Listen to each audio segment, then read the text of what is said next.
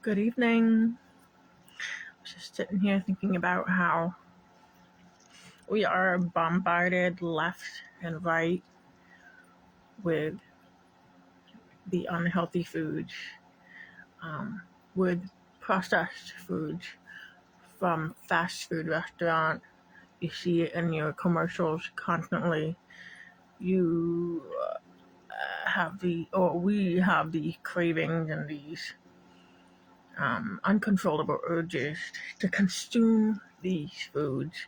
And a lot of these foods have MSG in them, natural flavorings, food dyes, which are addictive and causing hyperactive issues in so many people. And it's like, when do we realize that enough is enough and we just need to cut out the ones that are harming us, the food that are harming us? And so in my life, for example, like it all started back when I was like 28 years old and I had separated from my ex-husband. And I felt like for once I finally could take control over the choices in my life, right? So I was going in and I read this book called PMS Self-Help. And it showed me just that whole foods are the way to go. They are the ones that are going to give you the energy you need. And it taught me how to cut out what was harmful. And it wasn't extreme. It felt extreme at the time, but it wasn't as extreme as some diets, right? Or cultist type ways of thinking in the way that we eat. So, and I ended up cutting out sugar and coffee and processed foods, anything that came in a box or in a packaging, as long as it was like a whole food, beans, vegetables, whole breads. I was drinking, I believe, organic milk at the time. I don't think it was RAW. It might have been, or may still be illegal in Maine, but I think that it has lifted that law. But anyways, I was doing it all back then. And I had been diagnosed with cervical precancer. I was in the middle of my divorce and found out I was fighting precancer. And I had only a few months left of healthcare coverage. Once I got divorced, I was going to lose everything. And so then everything that I was getting myself treated for, which I stayed treated, which is I was believing the lies of the doctor, and I was believing that it was incurable. I was not getting the help I needed. As an empath, I could sense the doctor was not being upfront with me. I could sense that he was holding something back, but he was just saying that you have to have surgery, you have to have these procedures, you have to do all this stuff to at least slow it down or to cut it out, like get a knife, a scalpel, and cut it out, like, the kind of thing that lines his pockets, basically. And it's painful and scary for the patient, aka was me at the time, and so I believed everything they said, but something felt wrong, it felt off. But I remember how empowered I felt to be able to research alternative ways of eating, alternative ways of treating various things that I was going through. And when I felt anxious and scared about my entire precancer situation, I remember feeling calmed again when I could find the answers, when I knew that certain things were helping me. And I went through that precancer for 2 years. I fought for 2 years.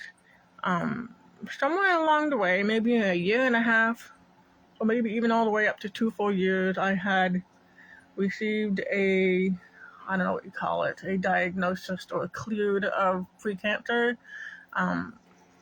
They said that I didn't have it anymore because of all the aggressive procedures they put me through. But no, I went and I changed my entire diet. I went to organic food. I stopped burning candles in my home. I stopped using microwaves. I stopped all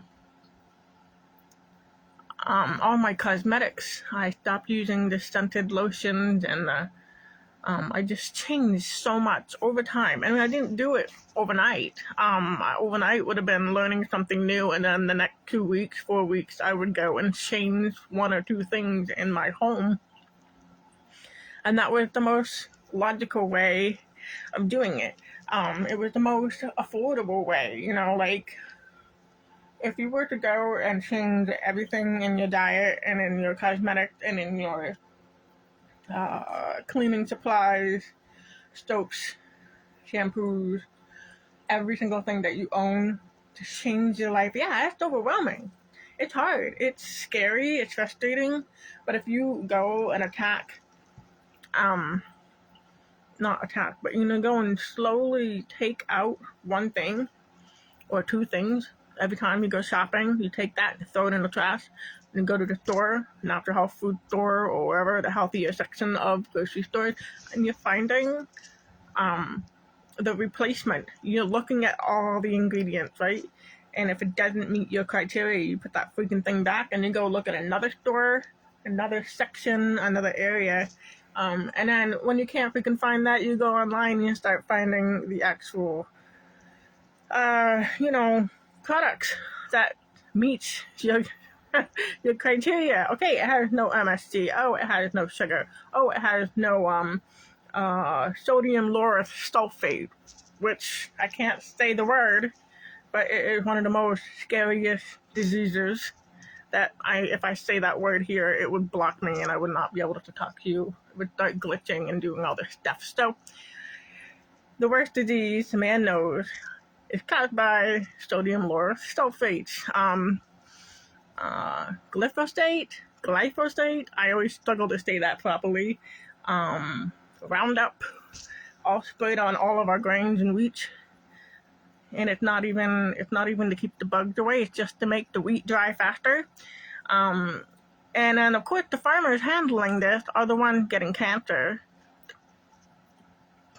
Watch my screen start to give you trouble, right? As soon as you say the wrong words, I start glitching out and losing my connection. Anyway, I shouldn't say certain words because it's naughty. Government don't like that. But anyways,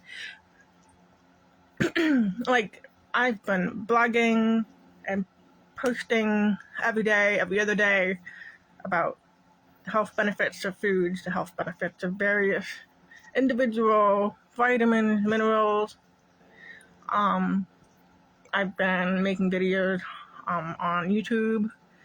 I've been posting that on my Patreon. I've got a free section that anybody can watch, and then I've got the paid groups on Patreon. And I just keep hoping that the more I work on it, the more I'm going to attract more people to learn who need it, who desperately want and need to learn these sorts of things. I certainly hope that I will find the right people who need it. I don't know. I mean, if I could have found someone like myself laying it all out, doing the deep dives, it might have been a lot less overwhelming. Like, in my own family, I was like the black sheep. I was the one who questioned everything. I was the one who didn't believe even freaking TV was on. I didn't want to hear it. It was making me anxious to hear that noise. It was fear-mongering on the news, or you know what I mean? It was never positive. There's no happy stories. And if the happy stories are usually laced with little lies, right? And it's like, I don't know, it's like talking to my family and telling them all the changes that I made in my own diet. They would just look at me like, there's no way the things that you changed is what made you get better. But yet, if I hadn't done that, I wouldn't be cancer-free today. I was pre-cancerous. It could have gotten worse. All I know is I couldn't just sit by and let them keep lying to me. I couldn't keep taking their word as like the word of God. doctor's orders crap, right? I know when someone's lying to me. I can feel when it's motivated by selfish desire, rather than a true desire to actually help, right? So, I mean, and there's a lot of people on my friend list here who have the gifts of, empathic gifts. They have the gift of psychic gifts. They have all the clairs, clairsentient, clairaudient, clair, all these things. You can feel it, you can hear it, you can smell it, you can sense it, right? Some of you can taste what's going on psychically. So, I mean, we look at the news now with everything going on in our world. How many of us are feeling the lies just oozing out of the TV, right? I mean, a lot of us aren't looking at TVs anymore. We look at a little phone, but that's not the point. My son tells this to me all the time. I said, stop watching TV. I'm not watching the TV. I'm watching my phone. The phone is a TV. Okay, guys, that's what I gotta say. But, like, if you look and you open your eyes, you really start to catch it all. You feel from the depths of your being the energies of everything going on around you. You start to feel that bombardment. You feel the truth. And then when you read the article, there's so many articles online that would tell you, oh, well, this is a lie, this is not true. And then you go and you read an alternative news, which is considered to be quackery, and it hits you. This is the truth. This is exactly what's happening to me. This is exactly what I'm going through. This is exactly what I feel. This is it. So many people do not operate with that firm truth in their lives, right? So anyway, this is the way I allowed myself to find the truth. And then by changing their food, I saw myself improving. I felt better. I looked better. I lost weight. I got changes in, my doctor's reports, right? So I had major changes. I went from precancerous to no cancer at all.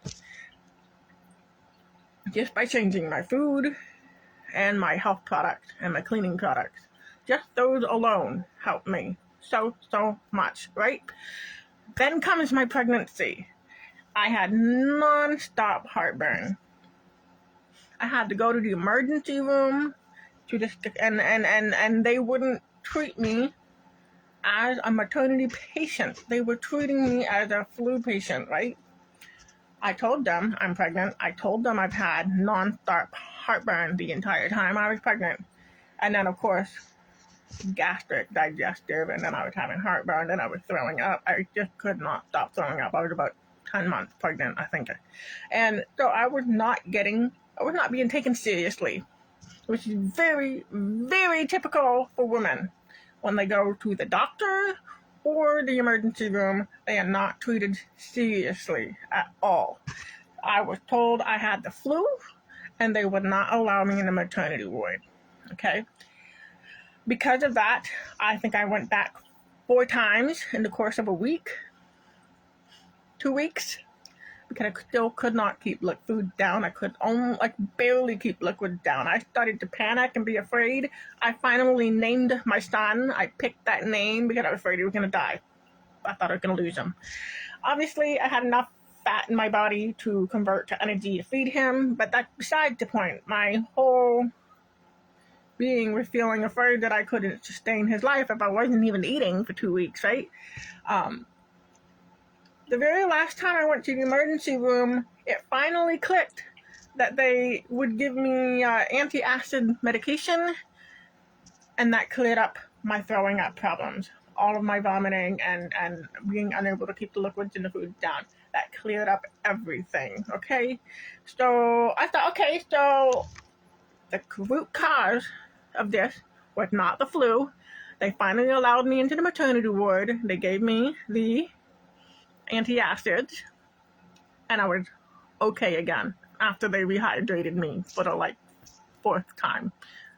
Um, so when I went home, I was talking to a friend, and she said, "Yeah, you didn't know about, heartburn triggers?" And I'm like, "What are you talking about, heartburn triggers?"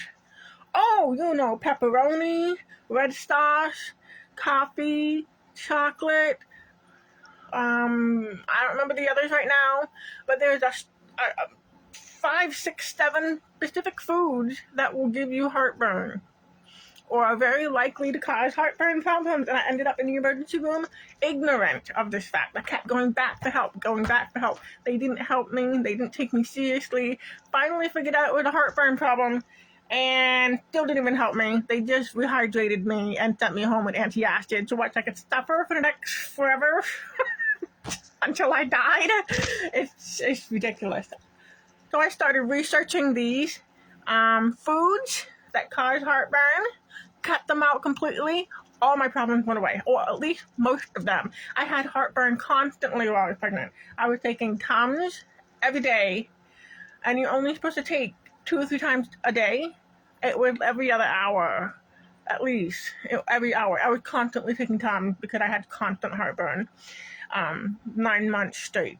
So I had digestive problems too, and I didn't know. They didn't teach me. They didn't show me. They did not help me at all. They just sent me on my way to suffer some more. So this is my issue with the medical establishment. I've had too many times of going to them for help and not getting help, right? Upon further study of the food that cause these problems, upon further study of the foods that have vitamins and minerals and nutrients that actually heal or help the actual problem, I study this stuff all the time. Even though I am mostly fine now, I'm still studying. I still learn more, even if it's not something I need now. It's like, I will need it a month from now. I'll have a friend come to me and I'll find out. And I say, well, here's a link. I've done this for free for years. Back when I was 28 or so, I had my own group and I would share other people's stuff about herbalism and health and natural health. And eventually I lost control of that group. I lost the group itself, and I stopped, obviously, taking care of it. And that was right about the time I was pregnant. I couldn't take care of the group. I was just completely taking care of myself, and I let it go because I just couldn't do it. So in the past 2 or 3 years, I've worked on growing groups again where I can share my own knowledge rather than just the knowledge of everybody. And I do a little bit of both, but I don't always have instant something to show or share every single day. But focusing a little bit more on my own personal blogs, my own personal input for the various things I want to talk about now. Because it seems like bringing up more and more in my life that I've got to focus on putting out my own content rather than sharing other people's content. I'm hoping that what I'm doing here is helping people. I'm hoping that somebody will come across what I have to share and say, this is what I need to learn, I need to find out more. And I keep my price low because at this point I have like 60 posts. And maybe as I grow, it'll get a little tiny bit more expensive, but I really don't want it to be a price problem on my Patreon. I want it to be low enough that people feel it's worth spending and also learning from me. I want to be able to help people, and that's my number one goal, and that's why I keep working on it, and that's why I keep plugging away at blogging, and that's why I keep making videos and showing people how to make things from scratch rather than, the box stuff. It can be quite easy once you learn. It becomes more natural and easy to do. So this is why I post recipes. This is why I am writing the blogs and the research. I don't just write blogs of my opinions. I've got government studies to back up what I'm talking about. Even the stuff that doctors will tell you is a lie. I've got government studies to show this stuff is real and true. So I really want people to find the answers to help themselves get well again, feel like better, healthy, feel like themselves, the they used to feel when they were teenagers or younger, when they didn't have all these accumulated issues that just grow over time because you're not getting the help you need. So it just becomes worse and worse and worse because it's just, it's like your body is just building up more and more toxin. So the more you have, the worse you feel, right? So anyway, I hope that you guys are finding this useful, helpful, that sharing my story is gonna inspire you to want to learn, maybe check me out. I have a free section. You can sign up for free. You'll get your newsletter emails sent to you so that all of my YouTube videos that are free get sent right to your email, and some of the free blog posts that I put up. But yeah, I'm hoping that this is something that people are going to find and really get a lot of useful, helpful information from. And then it can grow and thrive. And HEAL, which Facebook hates that word. If I say that, I run into trouble. Anyway, I'm going to close this down. I just had all that to say and to get out of my system. Yeah, if you want to leave a comment or if you want to know the link to my Patreon, absolutely just ask me. I will send it your way. Alrighty, have a great night. I'll talk to you later. Bye.